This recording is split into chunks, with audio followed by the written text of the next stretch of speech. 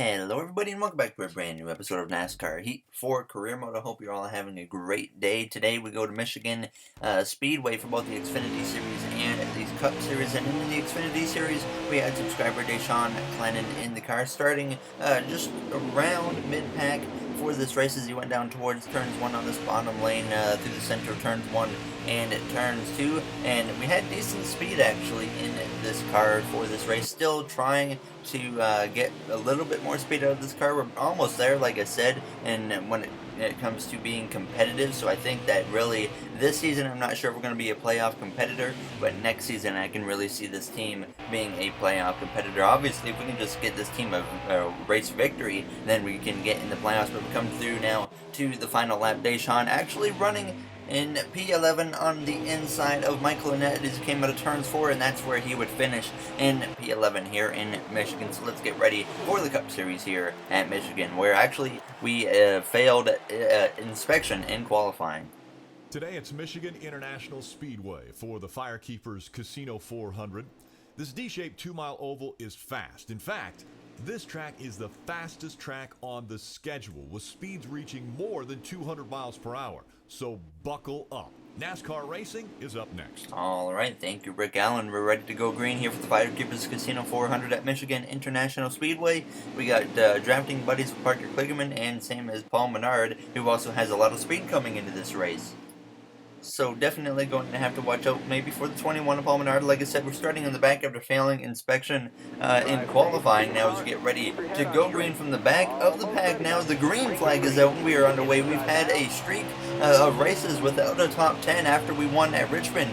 We haven't finished in the top 10 since that last win, so hopefully we can change that around today. Last episode we were very close in Pocono, where we finished in the 11th position, so hopefully we can just at least get a top 10 here today in Michigan. Now as this is obviously a little bit bigger of a track, so we decided to keep the draft partners on for this one, as well as turn the draft effect to high. And like I said, I'm kind of experimenting with some of the game settings at this point in the season. I'm not sure if I'm going to keep draft partners on for these bigger tracks. I'm not still really a huge fan of that, other than obviously Daytona and Talladega. Now as we came through turn 3 and turn 4 on that bottom lane behind Jamie McMurray, the number 40, pushing him down at this front straightaway, now making it 3 wide with him, and Corey LaJoie has come through to complete this first and opening lap here at Michigan. 13 laps to go in this first stage. Kyle Busch leads away, of course, not a surprise there, as Kyle Busch now has 6 wins on the season. And obviously last episode the question was, can he be stopped? And right now it certainly does not look like he can be stopped, because he keeps dominating. Now as we're going to go 4 wide for a very brief moment there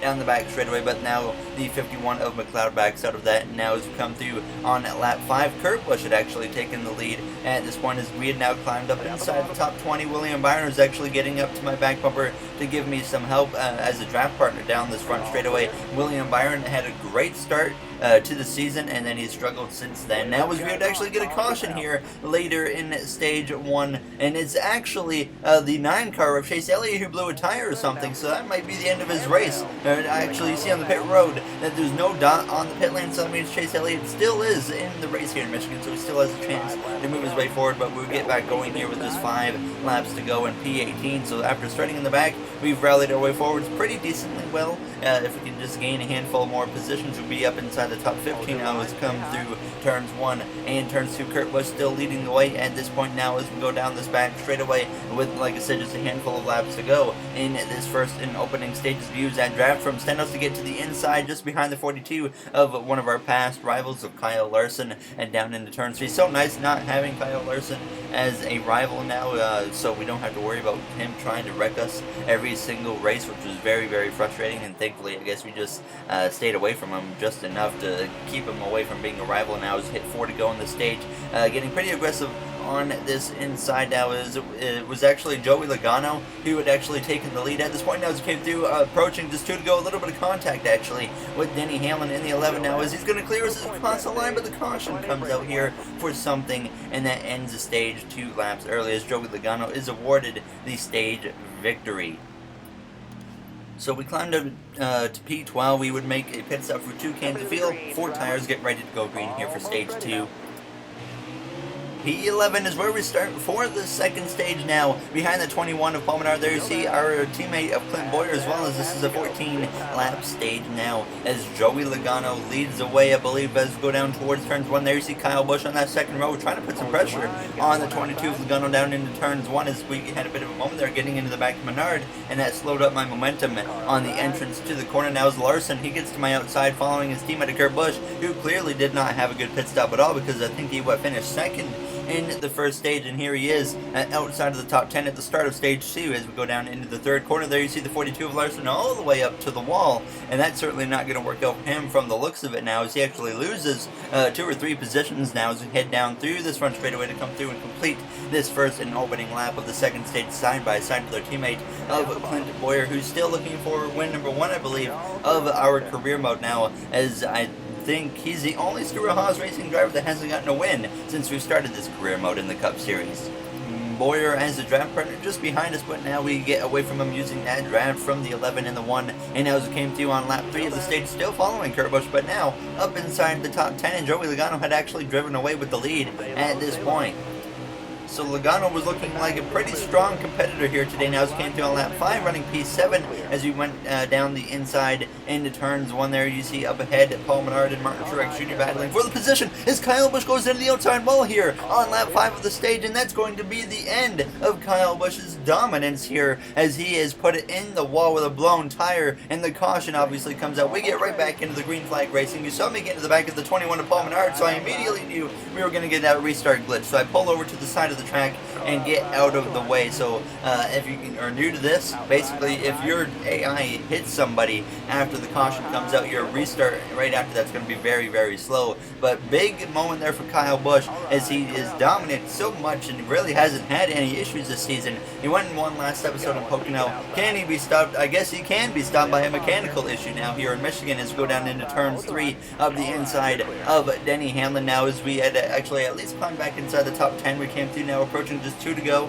in the stage of the inside of the 88 of Alex Bowman, and there you see Jimmy Johnson up inside the top 5, who would continue following behind Johnson as we came through on lap 14. Harvick had actually gotten to my inside here on this final lap of the second stage. Logano once again had driven away with that stage lead as we exit turn 2 down this back straightaway for the final time in stage 2. Bowman closing in behind us as we're going to look to the inside of our teammate of Kevin Harvick down into turns 3. Johnson, he goes all the way towards the top. Menard, he goes down to the bottom. Harvick up top as well. Bowman behind me on the bottom now as we come through out of turns 4. Johnson has the momentum, and he's going to get ahead of us as we come through down this triangle to cross the line here. Harvick side by side with myself, but Johnson with a top 5, and we get P7 just behind our teammate of Kevin Harvick here in stage 2. We got 2 Penske drivers in the top 2, and then obviously we get P7, so 4 points, and it doesn't really matter because we just need playoff points is what we need. But we are hit again for 2 cans of fuel, 4 tires, and get ready to go green here for from P7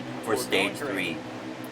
Be ready here. Menard and Harvick just in front of us as the green flag is out in the third and final stage here. Michigan International Speedway is underway. Behind us we got the 11 and the 19 of Denny Hamlin and Martin Truex Jr. for the Joe Gibbs Racing Club as we go down towards turns 1. On the outside of us there was the 88 of Alex Bowman. Joey Logano lost the lead on the pit lane, so he starts on that outside holding up Jimmy Johnson a little bit. Nice to see Johnson up here running well. Obviously at the end of that second stage I was pretty lenient towards Jimmy Johnson there, kind of allowing him to get that position and not race him too hard as we go 3 wide down this back straightaway into turns 3.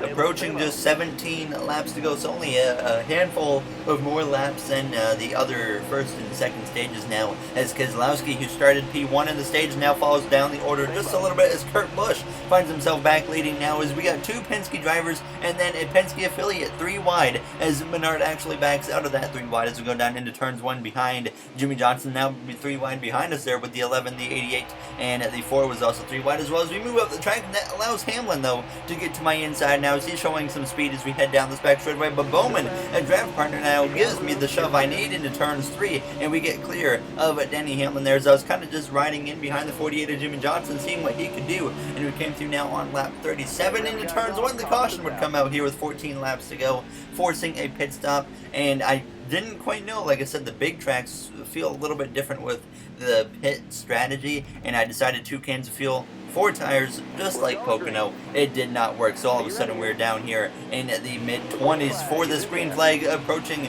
10 laps to go, 11 once we cross the line. So obviously we've made a mistake here with the pit call again. We know we have the speed to get back forward, so I wasn't too concerned, but I was pretty disappointed. But I think that this is the right time for things like this to happen, because now we know that obviously 4 tires at big tracks with well over 10 to go isn't the right call. So we're definitely going to have to keep that in mind for the next time we come to Pocono and Michigan, as well as go down this back straightaway up the inside of our SHR teammate Eric Almirola, who's been having a terrible race today here in the mid-20s. As we go down into turn 3, we actually get on the apron though, and spinning we go through the center of the corner, down into the grass, and a big mistake from myself as the caution is going to come out here in Michigan there, as I just went down in too deep, got on the apron, and around we went, unfortunately, now, as we would obviously have to come out here in P39. So now the top 10 streak looks like it might, or the non-top 10 streak looks like it's going to continue here today in Michigan. Now, as the green flag is that we're only going to have 7 laps to go from P39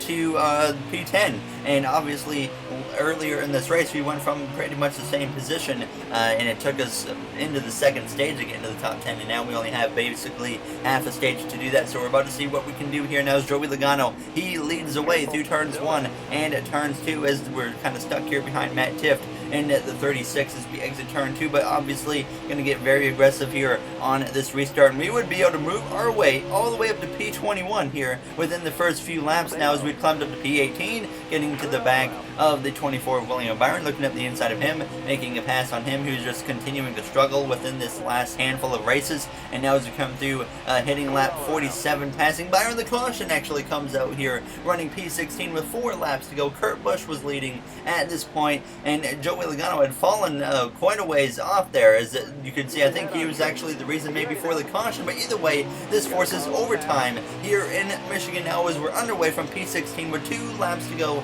and it looks like we might actually have a chance to fight our way back inside the top 10 here if we play our cards correctly. Obviously running on this top lane, not what we need as we go down into turns 1. There you see the check up there, and now the A of Hamrick trying to catch me off guard as we're going to get under our teammate of Clint Boyer, but he looks like he has the speed out now, as we're a little bit loose there on the exit of turn 2, but we have the draft to go 3 wide up the middle between Byron and Boyer. Now as we send it up the inside of the 37 as well of Chris Busch, we're down into turn 3, making a 3 wide now with Tyler Reddick, Kyle Larson, and now we are in the fight to get a top 10 finally for the first time since our win at Richmond.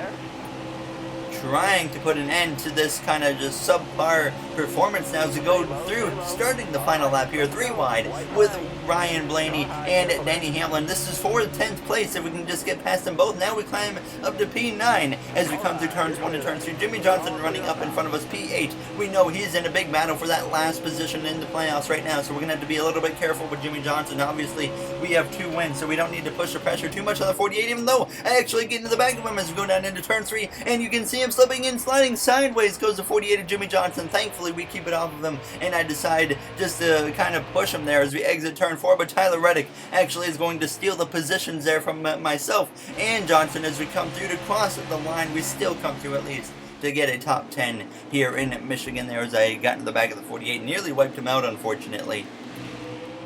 But we finally put an end to the no top 10 streak after, like I said, the last one we had was at Richmond when we won. So it's finally nice to get back inside the top 10. I did not do a media quote out of this race simply because I actually forgot, but I'll make sure to get one in the next episode. I believe will be Sonoma actually, but there might not actually be a race at Sonoma, which because the AI is actually broken there and there hasn't been a patch yet, so I might actually just kind of show the reasoning for it and then go on to the next race, because I really don't want to do a race at Sonoma with broken AI and literally lap the field basically at Sonoma.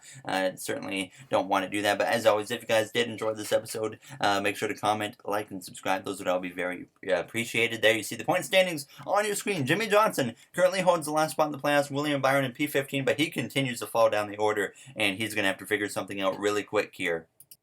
But either way, that will certainly do it for this episode. You see Kyle Larson, 30 points out. He's got some work to do. But thank you all for taking the time out of your day to watch this one. I will see you guys in the next one. Have a great day, everybody.